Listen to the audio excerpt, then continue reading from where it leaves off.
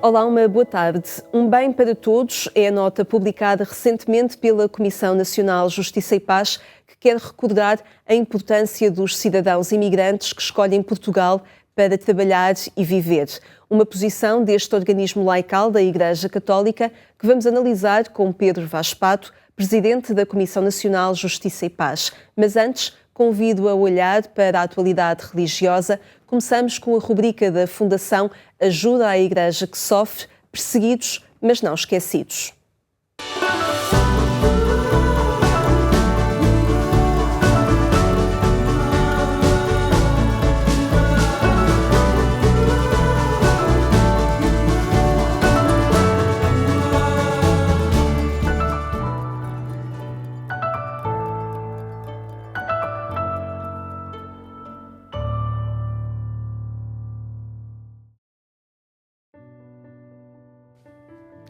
Queria ser enfermeira, mas acabou por seguir o conselho das suas superioras e hoje é professora.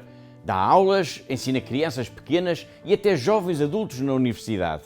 A irmã Teresa, da Congregação das Irmãs da Sagrada Família, está na Libéria e é um exemplo poderoso de como alguém pode ajudar a transformar o mundo graças à sua simpatia, graças a um sorriso contagiante que desarma os corações mais duros. A Libéria é um país difícil. A guerra civil, trágica, que deixou marcas profundas, ainda está na memória de todos. Depois veio a epidemia do ébola para aumentar ainda mais a pobreza, a miséria das populações. Na Libéria falta quase tudo, a começar na esperança de um tempo melhor, de uma vida menos dura, de um futuro mais risonho. E é aqui que entra a irmã Teresa, com a sua simpatia contagiante.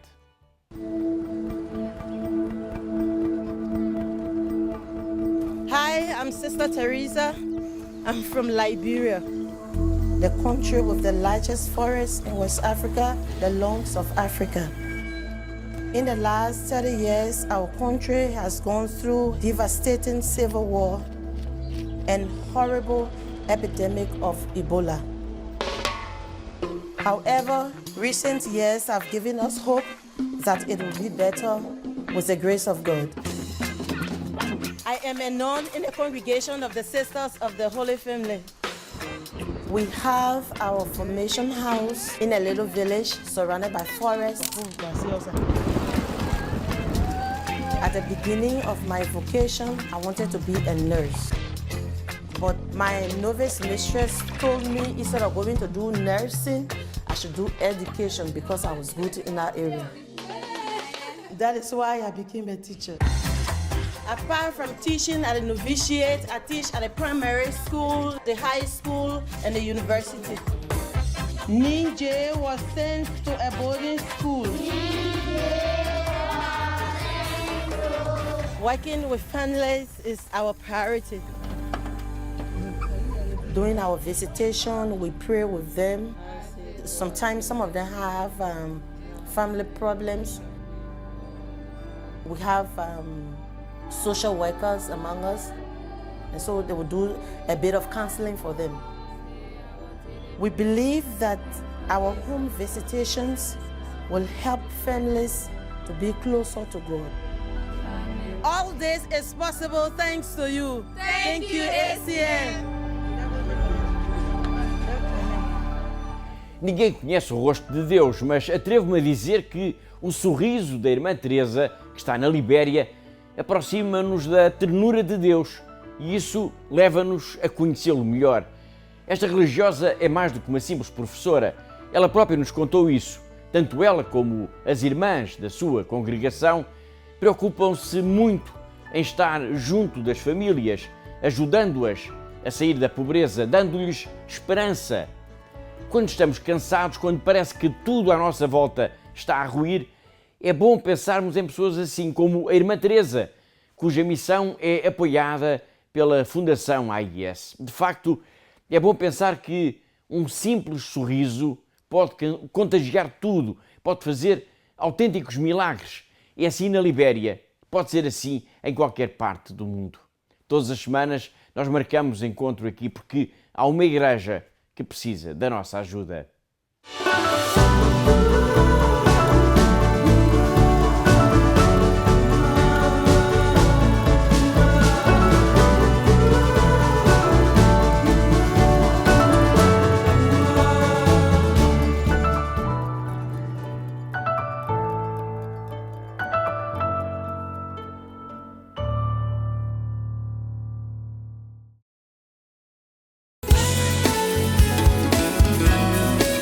Edificar hoje a Casa de Deus na Cidade Eterna. O tema esteve em debate por iniciativa do Secretariado Nacional da Pastoral da Cultura. Gustavo Costa, da Diocese de Coimbra, pertence a uma comunidade recente, um local da cidade que cresceu com a construção urbana e motivou a criação de uma nova unidade pastoral, a Unidade Pastoral Portas de Coimbra, na Zona Norte.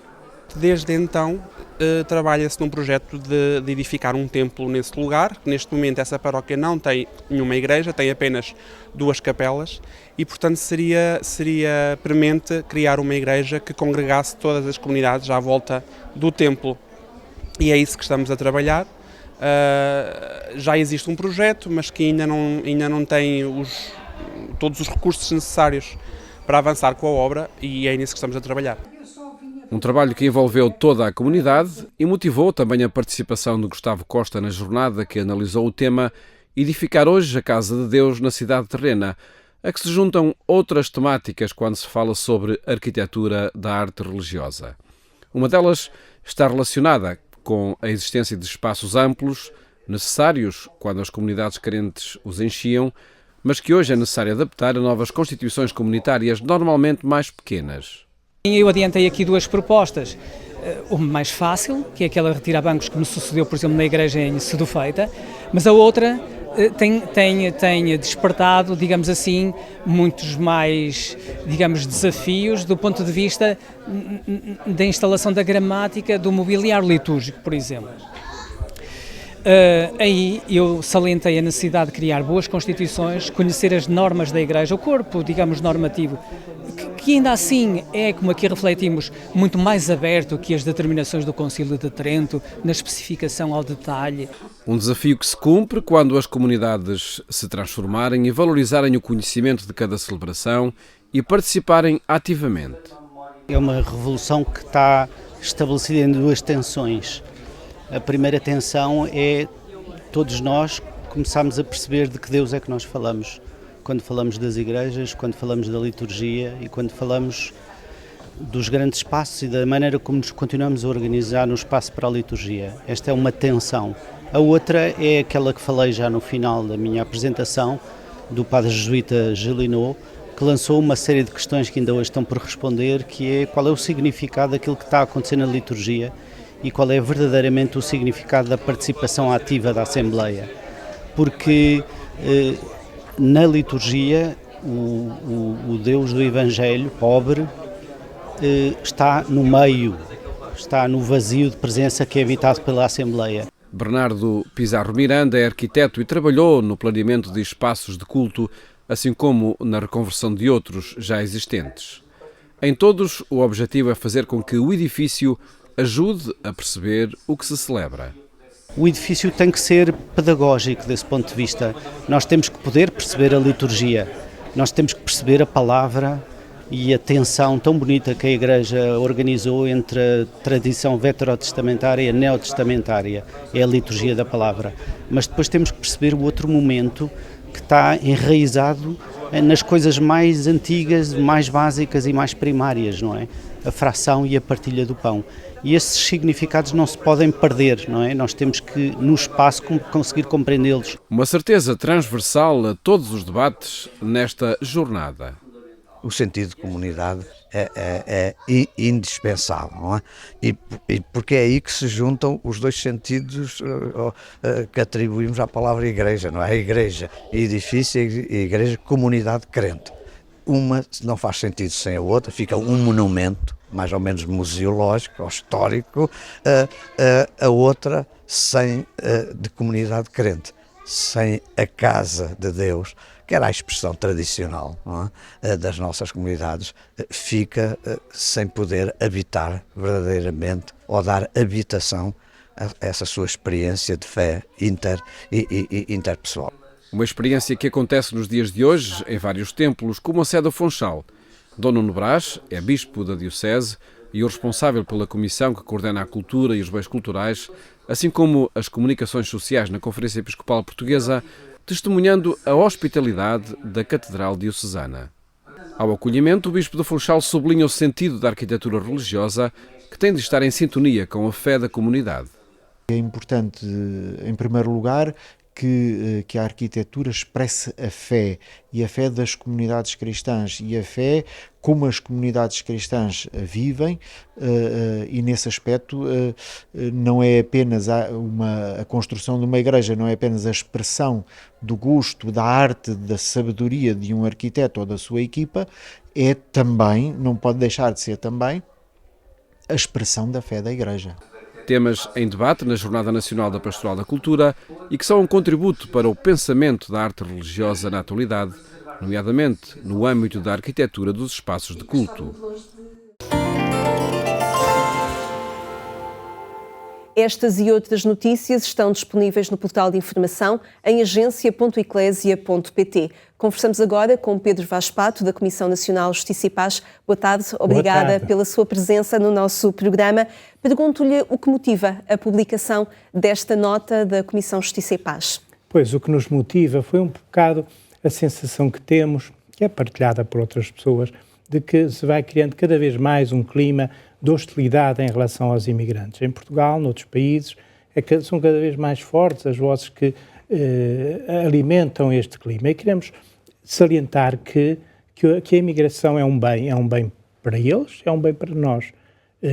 Isso vai se tornando também uma evidência que, antes de mais, é necessário para o funcionamento de várias atividades económicas, desde a agricultura à restauração, ao cuidado com idosos. Portanto, é um contributo que estas pessoas dão para a sociedade portuguesa, também o dão de uma forma financeira, até, portanto, porque todos os estudos indicam que o contributo que estas pessoas dão para a segurança social é superior aos benefícios que têm do Estado português.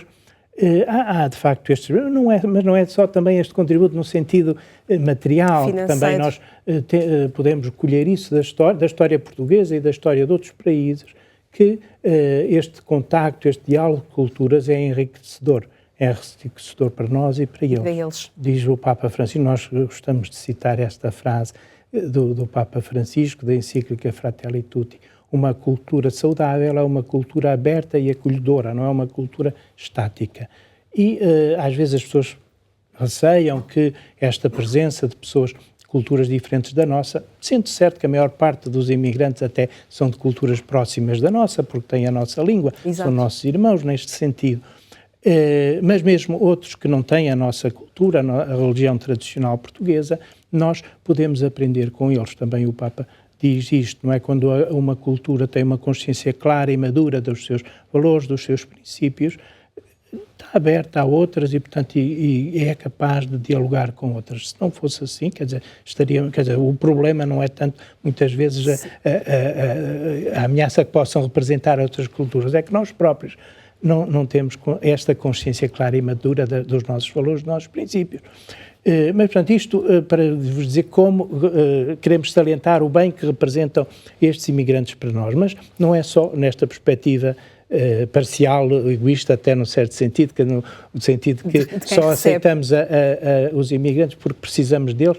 Não, também é uma forma de contribuir para o desenvolvimento destes países, dos países de origem destes imigrantes. É uma questão de justiça social, é uma questão de concretizar aquele princípio fundamental da doutrina social da Igreja, que é o destino universal dos bens, quer dizer, os bens que nós temos aqui em Portugal servem para nós, devem servir também para outros e podem, de facto, servir. E também a nossa história revela isso mesmo, quer dizer, nós sabemos que muitos portugueses superaram a pobreza porque tiveram a oportunidade de emigrar.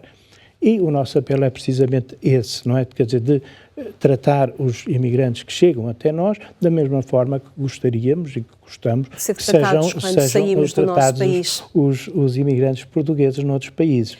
Pergunto-lhe, recentemente percebemos uma proposta de referendo que pudesse, de alguma forma, escutar os portugueses sobre estas questões da imigração. A proposta deste referendo, o que é que provoca a nível de contra-informação e até de percebermos que cada pessoa imigrante que procura o nosso país é, de facto, como refere a nota, um bem? Pois, o que nós não quisemos entrar na análise política de propostas, portanto, a questão da regulação da imigração, portanto, quer dizer, acho que todos compreendemos que a imigração deve ser regulada precisamente para que seja um bem para quem vem, para quem não é. Agora, o que deve estar subjacente a todas as propostas políticas, é este clima favorável a estas pessoas. Quer dizer, não é rejeitar tudo o que seja hostilidade em relação à imigração. Portanto, todo o discurso que venha associar a imigração à criminalidade, que é uma coisa que não tem base científica, portanto, os dados estatísticos não revelam isso. É claro que nós devemos estar atentos à prevenção da criminalidade, mas isso faz através do esforço de integração destas pessoas, sendo certo que também a nossa experiência nos diz que o imigrante típico não é uma pessoa propensa à criminalidade, pelo contrário, é uma pessoa até particularmente propensa ao trabalho, à poupança, à dedicação à família, e às vezes até por causa disso mais facilmente é explorado, portanto isto não tem, de facto, não corresponde a uma ideia de que haja uma maior propensão do imigrante para a criminalidade do que o cidadão nativo. E por isso vale a pena propor os verbos do Papa: acolher, proteger, promover e integrar, também como formas de um comum acolhimento e de uma integração plena de todos. Sim, não, quer dizer, não basta abrir a fronteira, não é? Não basta aceitar que estes imigrantes trabalhem naqueles trabalhos que muitas vezes os cidadãos locais não querem. Não querem aceitar, por razões que até são compreensíveis, mas portanto, isso não basta. Portanto, estes verbos são particularmente significativos: acolher, proteger, promover e integrar. Portanto, que de facto estas pessoas consigam não só satisfazer necessidades básicas, mas realizar-se plenamente como pessoas. E nós também sublinhamos este aspecto. Para esta realização plena como pessoa, é importante que, além do indivíduo, haja também a possibilidade da vida familiar e, portanto, a questão do reagrupamento familiar e do direito a reagrupamento familiar faz parte, está integrada nestes verbos e, portanto, é algo que devemos também favorecer o mais possível. É uma vida digna. Quando nós, por exemplo, recentemente vemos notícias de uma casa na cidade de Lisboa que acolhe 30 pessoas a viver, partilhando o espaço, e tantas outras histórias, muitas vezes incógnitas, dar espaço a uma realidade que atenta contra a dignidade das pessoas faz parte do esclarecimento também da informação, para que contra informações e uma sensibilidade pouco esclarecida daquilo que o acolhimento de pessoas requer, importa de facto esclarecer a opinião pública para que também se possam combater histórias semelhantes a estas? De facto, nós não podemos ignorar essa realidade, não é? De imigrantes que chegam, que não têm trabalho, que vivem na rua, que vivem nessas condições que referiu, e, portanto, o acolhimento passa também para garantir condições de que isso não aconteça. Agora, a resposta não é por isso simplesmente expulsar estas pessoas, quer dizer, é de facto criar condições para que o acesso à habitação não se produza desta forma. E aí há respostas em rede a serem articuladas. Portanto, também aqui há que estar atento e denunciar estas situações, mas lá está, não numa perspectiva, quer dizer, porque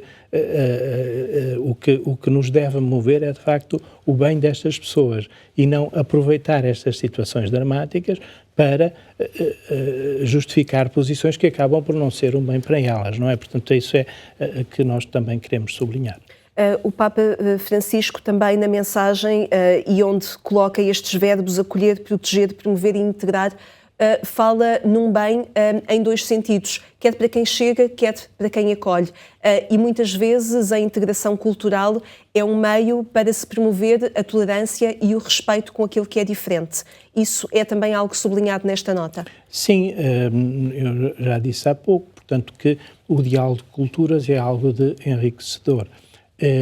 Portanto, nós, às vezes, as pessoas reagem um pouco, de uma forma um pouco, às vezes assustam-se com o facto de não estarem habituadas a ver pessoas de véu ou de turbante e, portanto, isso pode assustar, mas muitas vezes é apenas o desconhecimento, não é? Quer dizer, quando de facto as pessoas se conhecem, quando há a facilidade da língua, portanto, esse é logo um aspecto importante, um primeiro passo que deve ser dado no sentido de permitir que estas pessoas não se encerrem, não se fechem num gueto e não contactem, que também não se estabeleçam laços com com os portugueses.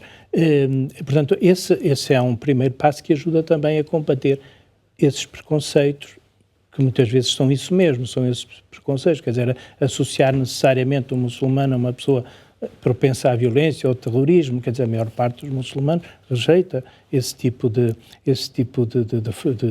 aquilo que eles consideram que é um abuso da sua religião. E, portanto, é esse lado que nós devemos também conhecer e pôr em relevo. Portanto, esse lado que passa também pelo diálogo interreligioso, quer dizer, de facto, enfim, eu há pouco disse, quer dizer, a maior parte até dos imigrantes que nos chegam são pessoas próximas de nós como cultura, mas muitas vezes também são cristãos, língua portuguesa, etc. Mas aqueles que não o são, não os devemos rejeitar por isso, porque isso também não seria cristão, não é? Portanto, não devemos fazer acessão de pessoas e portanto, este conhecimento recíproco, que passa também por aquilo que para as pessoas é importante, quer dizer, não podemos ignorar que, como para nós é importante a fé cristã, para outros será outra crença religiosa, devemos também respeitar a liberdade religiosa destas pessoas e encontrar pontos comuns que muitas vezes existem e que nós desconhecemos. Também para que estes verbos acolher, proteger, promover e integrar se tornem uma realidade na sociedade portuguesa. Sim. Pedro Vaz Pato, muito obrigada por ter estado no nosso programa. Eu é que agradeço por esta oportunidade de dar uma outra divulgação à nossa nota. Muito bem, ajudamos a esclarecer também e a informar. Sim, muitíssimo obrigada. Sim. Obrigada por ter estado também a acompanhar o nosso programa. Encontre-nos em agência.eclesia.pt a qualquer hora, aqui na RTP2. Regressamos amanhã pelo mesmo horário. Tenha uma excelente tarde. Até amanhã, se Deus quiser.